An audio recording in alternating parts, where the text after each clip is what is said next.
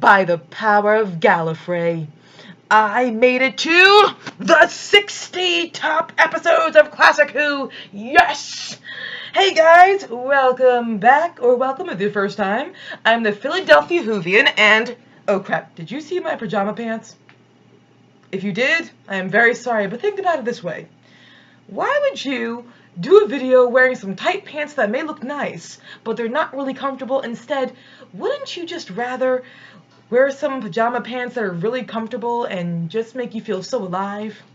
Yes, that's the age of that I'm at right now. Pajama pants help me feel alive.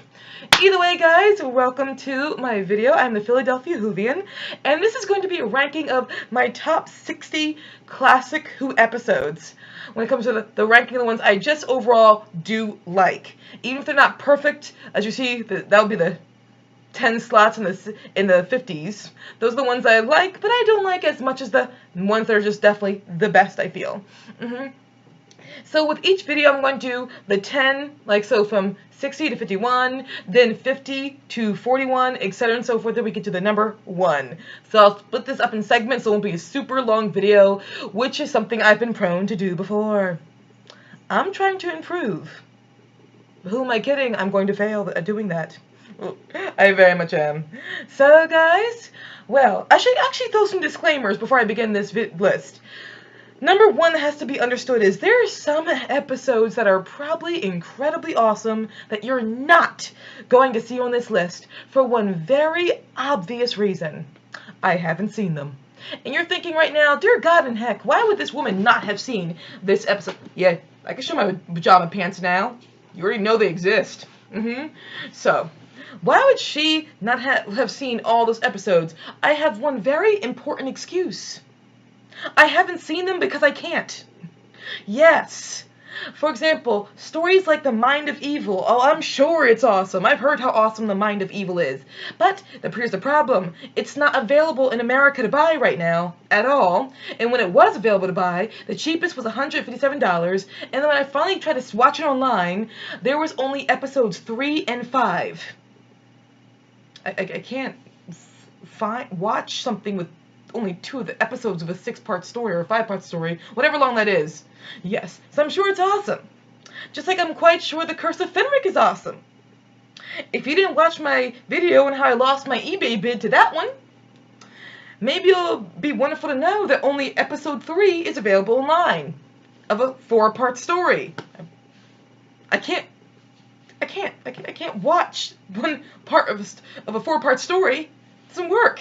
And then we have episodes also like The City of Death, which are around $85 to buy, and I'm still having a hard time finding elsewhere to watch. And then also, let's see, what other episodes that are super awesome but I just can't get a hold of? Oh, Planet of Giants, cheapest $85, still can't find a place to watch it.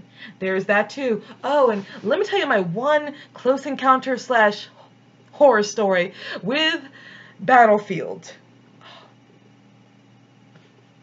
Guys, I was watching, I finally found online episode 1 of Battlefield, and I started watching it, right? And then the episode ended, and I was really into it. I'm like, oh my God, this is a good episode. Battlefield is so cool. It's the Brigadier. It's the Brigadier. Episode 1 ended. I prepared to watch episode 2. No, there was only the first episode available online.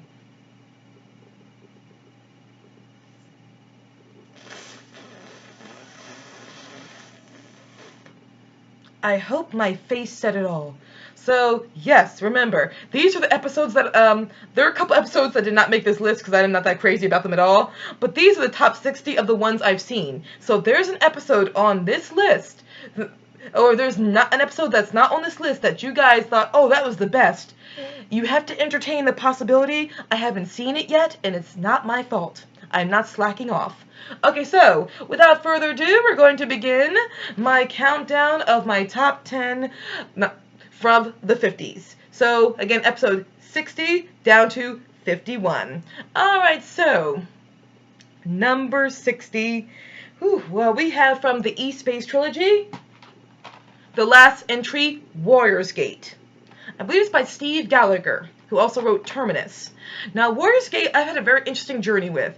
When I first saw Warriors Gate, I was like, whoa, I was blown away. It was completely awesome in every single way. Then I popped it in a second time, then a third time, and I admit I had a hard time understanding what was happening or what was fully going on in some scenes. It was confusing. I don't feel too stupid for admitting that, because the actors, when they were acting it, and some of the director admitted, we didn't always know what was going on either. Like, the actors blatantly admit when they were reading it, they were like, we didn't always understand what exactly was happening. So I don't feel too bad with it, but it's still got a lot of good there. It's a lot of great ideas there, very much so. And I should be very clear, this 51 through 60 slots, episodes there are things about them I do like. I just don't watch them as much as I watch the other episodes.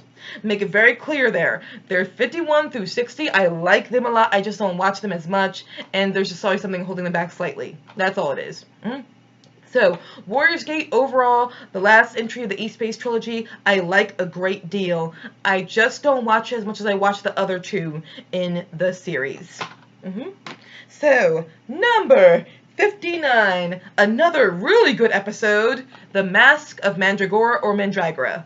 Okay, this is a very great story. This is a very good story in many ways. I love the Mandragora Helix, and I love just the whole story itself is very good. Everything about it does work. There's only one thing holding it back for me. It's Tom Baker at the very end. After all these people got killed by, what was happening, and afterwards, Tom Baker just smiled and laughed after he defeated the villain. I'm like, dude, okay, I understand you're alien and you're a little bit detached from everybody else. I understand that sometimes, but it's a little bit too soon to be laughing. Like, oh yes, I saw the day. A little too soon. That's the only thing I think holding this story back for me. It's a small thing. That's why I say I love it, but it's a very tiny thing. This is nitpicking. And that's nothing about 51 through 60. It really is nitpicking with this, bottom slots. Mask of Mandragora, I absolutely love. Especially the first two episodes, I love a lot. Very great deal. They're wonderful. Just that last episode is like, Doctor, it's too early to smile. That's about it. Just too early to smile. And sometimes Tom, the Fourth Doctor, does that. He smiles a little bit too early sometimes. I like that he can immediately, recover and be comedic after something serious has happened, but you need a little bit more time. Just a little bit more time. And this one is you required a little bit more time. I know you think it's a very stupid thing to point out. I make it clear, I love everything about this story. That's just something nitpicking that I'm just not crazy about. So, number 58, we have from the First Doctor era, The Reign of Terror. Oh gosh, I absolutely love The Reign of Terror. I really do love The Reign of Terror. Here's the only thing holding back The Reign of Terror for me. One, I just don't think it's as good as the other histories during the First Doctor's era. I don't think it's as good as the Aztecs or the Romans. I just don't. I mean, it's not bad, but it's just, I saw the Aztecs first, and I think the Aztecs made my expectations so high that it's like, oh, Reign of Terror just couldn't live up to them. But that's a nitpick. Again, here's why this is held back. Because there are episodes that are missing. It was, of course, restored with animation. The animation is very good. Oh, it is excellent.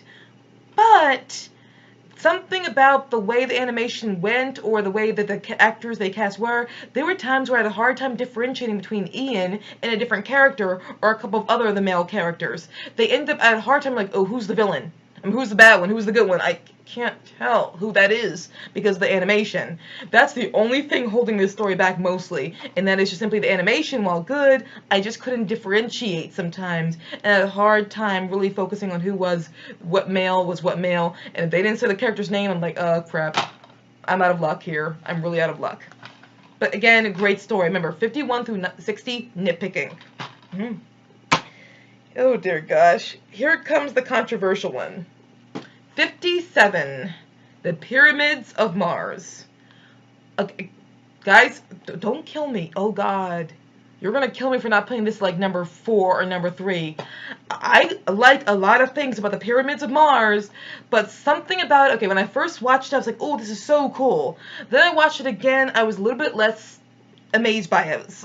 Not underwhelmed, but I just wasn't as crazy about it as before.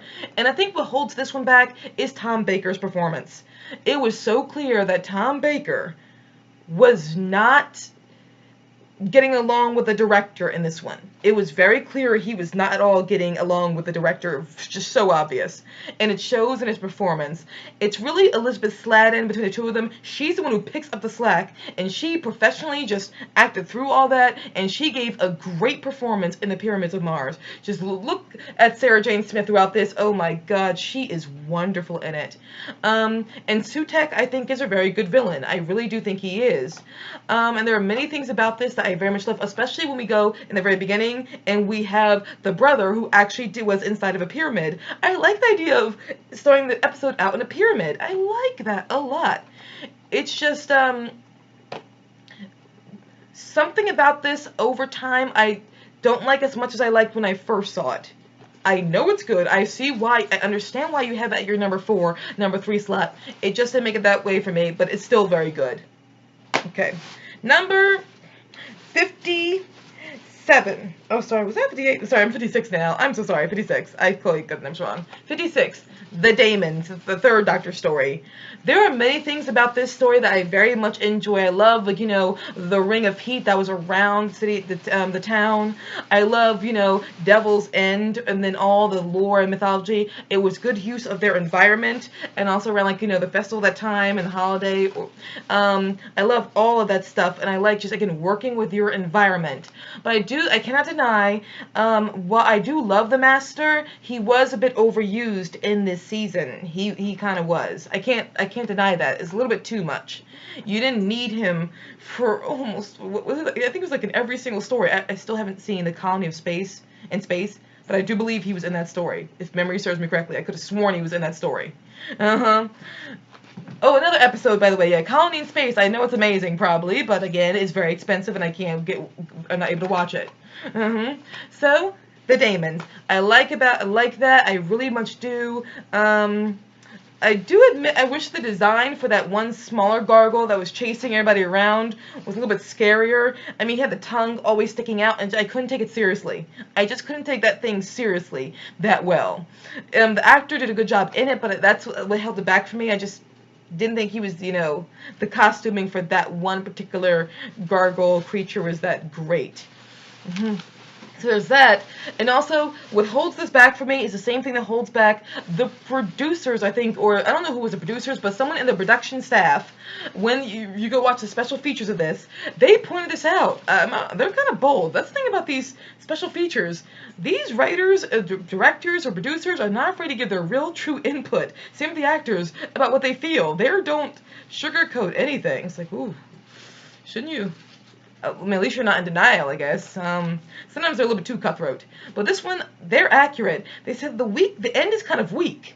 Because the Damon, he just gets destroyed because Jo, she pretty much sacrifices herself for the Doctor. And the Damon is confused by this because he's never seen sacrifice all this time. That he's been looking over Earth. He never saw someone sacrifice himself for someone else. He's like, that doesn't work. He's like, that's kind of like a cheap ending way out, because of course he would have seen, you know, he would have seen someone sacrifice themselves for someone. So why is he surprised by this now? That's what holds this story back for me. And even the people in the production side saw that. So, and this also feel like this story gives rise to the idea of blowing up the villain through the power of love. Because what Jo did was, Jo used the power of love in some ways to solve the day. It was intentional, but ended up happening. And so that's what it is for me. Also with the Damons, that concept of sometimes Jo, I love Jo, and she is sometimes suicidal just because she's so eager to help. But this time it was like, you're using Jo just to cause a problem. It's going a little bit too far here. But I still love Jo, still love the Doctor. I don't mind the Master in this. I just, by this point, he's been overused. And I like a lot of elements of the story. Just that idea of, because there's a problem there with, it's like, oh, let's have the Damon get defeated through he sees someone sacrifice themselves when it's like he probably would have seen that before. That holds it back slightly. Again, nitpick. So, I believe we're at 55 now. I think we're at 55. Oh, sorry, my cat dropped something. Sorry. 55 is the android invasion. Now, this episode, I never see on anyone's favorite list, but I also see some people who think it's underrated. Some would think it's terrible. This is it's a polarizing episode, but God, I love the interaction between the Doctor and Sarah Jane Smith a lot in this one. I like the opening where you have the android just going wrong, going haywire. This town full of androids. I love the design of the android. What holds it back for me is in some parts I get a little bit. I stop. Like, when I first watched it, I was amazed by this story. I absolutely loved it. I was like, whoa, this is so cool. The second time I watched it, still loved it. Third time I watched it, I was like, oh, wait. I'm beginning to get not confused about what's going on, but everything's getting a little muddled. I can't explain it. Everything's getting a little bit muddled. Then there's a problem, and this is the producers blatantly admit this. In the last episode, which I like the last episode, but in the last episode, they have one android moving when they're all supposed to be frozen. I believe it's something like that. And the writers and the director caught that, but were thinking at the time, this is only going to air on TV once. No one's ever going to see it again, so we'll be fine. Well, we'll be fine. And then, now it's on DVD, and people can watch that mistake over and over and over and over again. And they feel absolutely bad about that. They're like, dang it. We should have just fixed it earlier, and now it's on DVD. But there are many things about this episode I like, but at the same time I see why people do not like it. It's one of those. Alright, so now I think we're at 54. Then we have Paradise Towers, the 7th Doctor story. Paradise Towers is a story that gets, absolutely no love. But darn do I like it. I mean, for me, this gives you the feeling of a dystopian. I said in my Guilty Pleasures episode, this gives me the feeling of a dystopian, idea of you're going to this place you think is going to be paradise. It's called Paradise Towers, and it is pure. It's like the Inferno. It's pure hell. It is. So you go to this ideal place that was meant to be an ideal place, and over time, it just became this incredible, horrifying area. So they were shooting for idealism, and then they got the abyss. That is so cool, and for me, it just also is not the precursor to, because of course there were dystopian, especially in Britain, there were dystopian stories running around, and that's something I think, Europe does really well, writing dystopian stories. Better than we Americans do, I think. But for me, Paradise Towers does it almost better than everyone else, and here's why. Because Paradise Towers has the Doctor and companion, Mel. They're going into this environment, and because they're new to it, they're asking all the questions that we as audiences need them to ask so we understand what this world is like. And also, I think the dialogue is really good in this. It's one of those things, if you keep hearing a bag, it's because, oh my god, my cat. They're dragging plastic bags everywhere. I thought you couldn't hear it earlier, but I'm sure you probably heard it. I'm sorry, guys. If you heard a really annoying sound, my cats were dragging a plastic bag on the floor, and I was in denial about it. Okay, back to the video. What are they doing? I'm sorry, guys. I'm back to the video. Okay, so Paradise Towers, it has, the Doctor and companion are not at all familiar with this world. They don't know anything about it, so they ask the questions we need them to ask. Whereas with other dystopian stories, the lead character is already born into that society. So they're not going to ask the questions that we as audiences need them to ask. That's why I always say dystopian stories work better in book than they do on film. But Paradise Towers, nope, we have the Doctor and companion who are able to ask all the questions we need them to ask. And also, again, the dialogue is very good with the red Kangs and the blue Kangs and the yellow Kangs and the building that's eating them. And also where, all these rules and regulations, the idea of parodying how people will follow a rule and regulation to the point where they will walk to their death. There's just a lot of, commentary on society with that I just think is overlooked with Paradise Towers. I personally love this story. It's probably so low because I'm so unnerved by the audiences. Maybe I might be intimidated by people who are like, what is wrong with you? Maybe I should rethink my courage. Okay, now for, I think, 53. Snake Dance, the 5th Doctor story. This is a story that I put on the top 10 Fifth Doctor stories on my list. I love this story. It is so very good. The world building is absolutely amazing. But for some reason, I don't have the desire to always go back and rewatch it. Like when I go back and watch the Fifth Doctor era, I don't put Snake Dance in. It's not my first impulse, despite that it's very good. And that's why it's low on the list, because it's good, but I don't have the interest to really go back and revisit it. That's all it really is. Now, for number 52, back to the E-Space Trilogy, State of Decay. State of Decay, I've had a very strange journey with State of Decay. It was an episode or story that when I first saw it, I hated it. I was like, this is dark, this is ugly to look at, ew, this is just not cool. Then I watched it again, and it's a prime example of Doctor Who episodes never watching an episode once, because you can hate something, then go back and rewatch it and just love it. That's how Doctor Who works. State of Decay is that. Whoa. I mean, it is an episode I really hated on first watching. Then the second episode I really absolutely loved watching. I thought it was very, very good.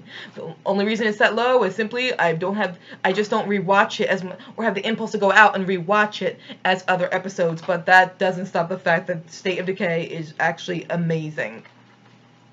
Now, for number 51, oh, the Moonbase. So sorry, the glare of the lamp. The Moonbase. Okay, the Cybermen stories during the Second Doctor era are some of my favorite, probably my favorite, top favorite of the Cybermen stories of Doctor Who in general. His era, I just loved his Cybermen stories so much. The only reason the Moonbase is so freaking low is because of the episodes that are animated. It's not, unfortunately, it's another story that just BBC did not keep the entire thing. And the animation during it is very good, but it's just never going to be the same. The animation just can't capture the awesomeness of the live action. But outside of that, I absolutely love it. I love that Polly was able to come up with a way of killing the Cybermen just by using certain cleaning fluids. I love that. I love the idea what the Moonbase is there for. I love that too. I like everything about it. It's just simply, animation, guys. What can you do? So, that is my list of my top 10 of the last, list from 51 to 60 of the Classic Who. And my next video is going to be 41 through 50. So guys, thank you so very much. I hope you really enjoyed yourselves, and I hope to see you again very soon. And sorry about my cat making noise. I am sorry. Sorry guys. But thank you so much for paying attention, and I'll see you all later. Bye.